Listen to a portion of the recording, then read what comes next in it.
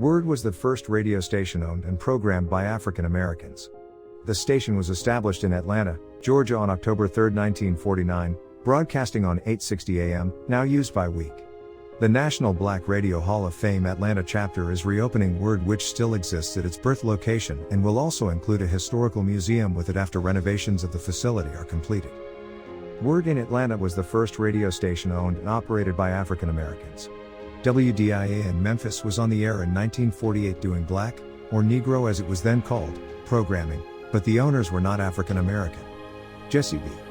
Blayton Sr., an accountant, bank president, and Atlanta University professor, purchased WERD in 1949 for $50,000. He changed the station format to black appeal and hired his son Jesse Jr. as station manager. Jockey Jack Gibson was hired, and by 1951 he was the most popular DJ in Atlanta. Ken Knight from Daytona Beach, Florida was also hired to come in as the station's first program director when the station opened. The station is still housed in the Prince Hall Masonic Temple building on Auburn Avenue, then one of the wealthiest black neighborhoods in the United States. Located in that same building was the headquarters of the Southern Christian Leadership Conference, formed in 1957, led by Martin Luther King Jr., and staffed by Ella Baker. 4-5, according to Gibson, King would tap the ceiling of SCLC office, just below WERD, with a broomstick to signal he had an announcement to make. Gibson would then lower a microphone from the studio window to King at the window below. WDIA, in Memphis, Tennessee, the white-owned, had Nat D.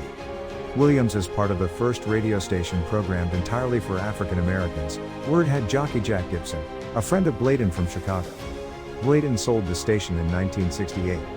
Ken Knight purchased the call letters and took WERD call letters to Jacksonville, Florida, and renamed the station WRHC to WERD, until his passing in 1973.